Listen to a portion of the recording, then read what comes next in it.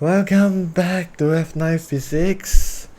So today we're tackling chapter 2, Kinematics. Now kinematics is it describes the motion, 2D motion to be exact, in whatever direction, left, right, up, down, that's all. You don't have any more. 3D is too complicated and I don't want to go there. I'm still young.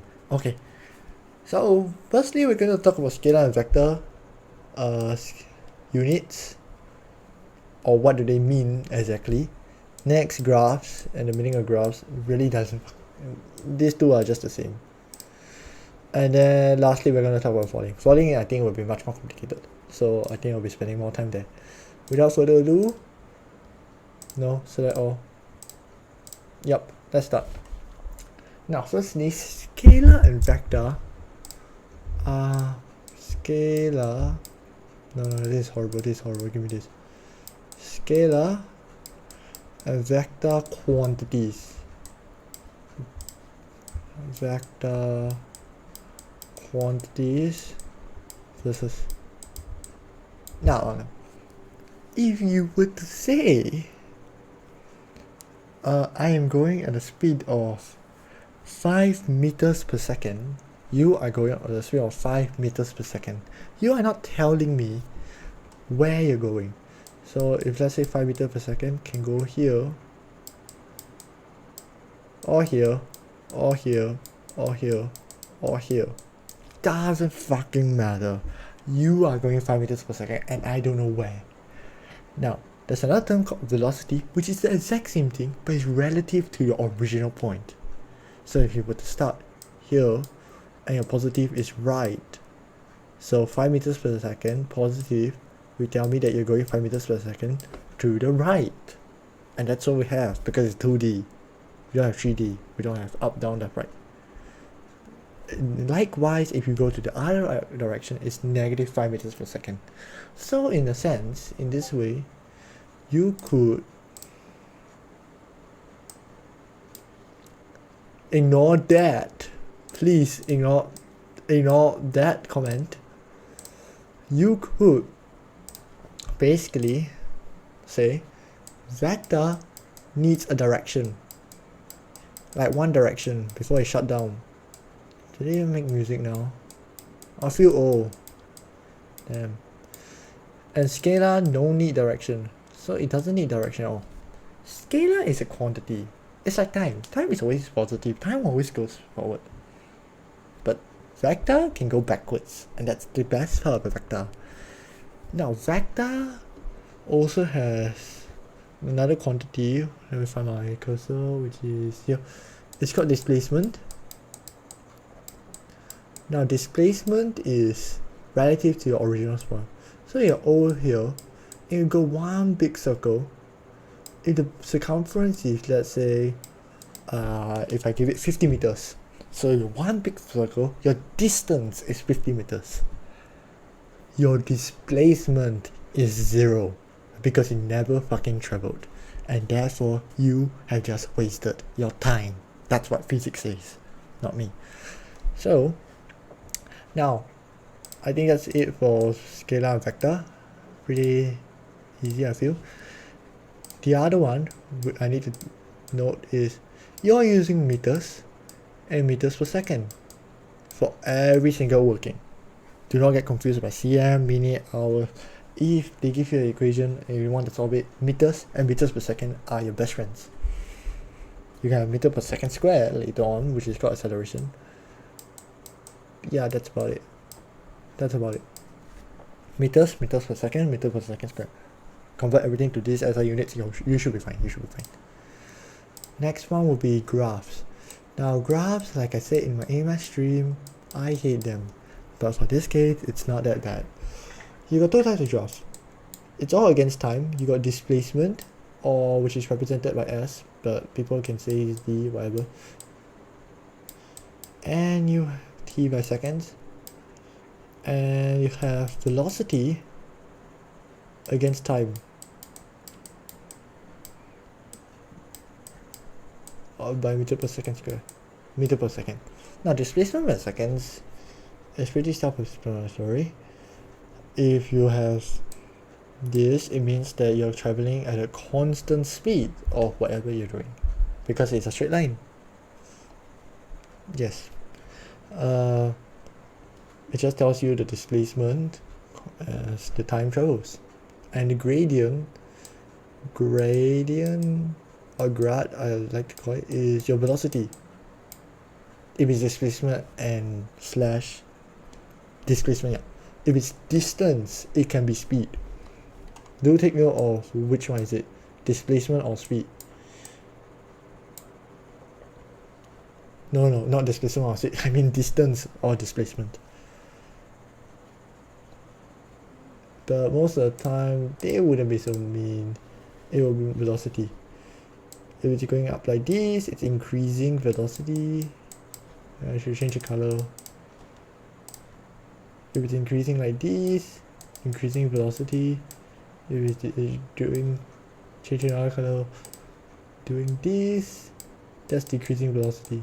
I think that's about it. This is constant velocity. Oops, sorry. This is constant velocity. Increasing velocity, decreasing velocity. Done. That's it. It's not that hard. Now, if it's this, one last color. If it's this, it means v equals to 0, because your gradient equals to 0. Therefore, it's not moving at all. This usually refers to stationary, or if you're reachable and you're just taking a break. So let's move on. Now, velocity against time is more interesting. Gradient, let's start with the straight line. Gradient equals to acceleration, or a. So this one is constant acceleration, or a is the same, nothing. This is, no, I need to change color each time. This is, a is increasing, a decreasing, and lastly a equals to 0. Note, when a equals to 0, it doesn't mean velocity equals to 0. It's still moving, but at a constant speed. So you must always understand that there will be a constant speed when it's a straight line for v against t. If it's d against t, you are just staying there. Now your units for acceleration will be this. Your units for acceleration for velocity is this, like I said just now, and displacement will be this. Done.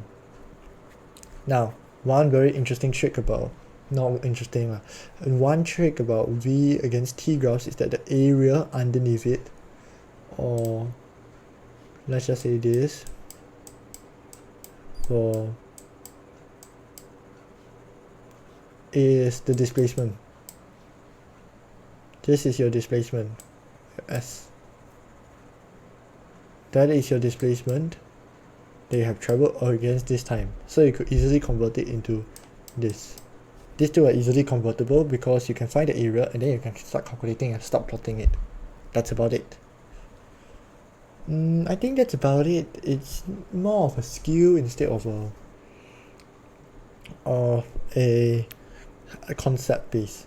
You just need to know that gradient for displacement against time is velocity, gradient against velocity over time is acceleration, and the area under the graph for velocity against time is displacement. That's about it. Final one, this one is more complicated, is what I like to call, I push people down. Let's say I push Mr. I don't know, that guy that said erectile dysfunction. Screw him, I'm gonna push him off the cliff. We're gonna push him off the cliff like this, assuming that we are in space. Okay, not in space. We are in a vacuum with no air. In no air, you will only experience the force of gravity. So this guy, while falling, will only experience the force of gravity. And gravity in our O-level syllabus is defined as 10 meters per second squared. And what we can say that this guy is free falling. He's freely falling with the effects of gravity. Now velocity aside will change of course depending on the mass, I'm pretty sure. But gravity is the only thing that is pushing down. That's the acceleration. Your acceleration will be 10 meters per second squared, and the graph looks something like this for v against t in a vacuum. Note, mass, let's write it in pink to find critical stuff. Mass not affected by this acceleration. Mass doesn't mass no effect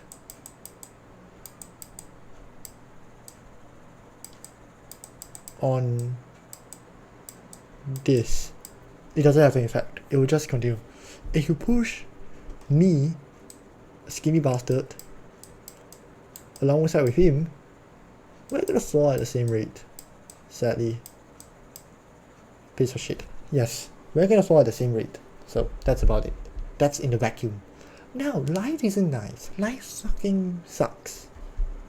And as such, you know what sucks? Air resistance. And let's get into that right now. Now, air resistance is the force they experience in real life. This is IRL as you fall.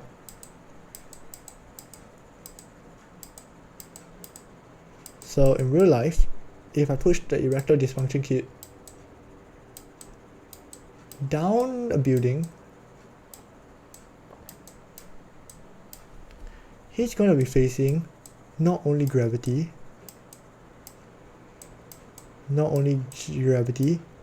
but air resistance as well, or AR. Now this is where it gets complicated. I want you to note that since it is now in real life, free fall doesn't exist. Free fall doesn't exist because it's not in a vacuum. Doesn't exist. So what happens now? Now that at this rate, this guy's weight, which is gravity times the weight, will be countered, trying to counter each other. No, air resistance is trying to counter gravity. Or air resistance is trying to counter its weight, which is its mass multiplied by gravity. So what does that mean?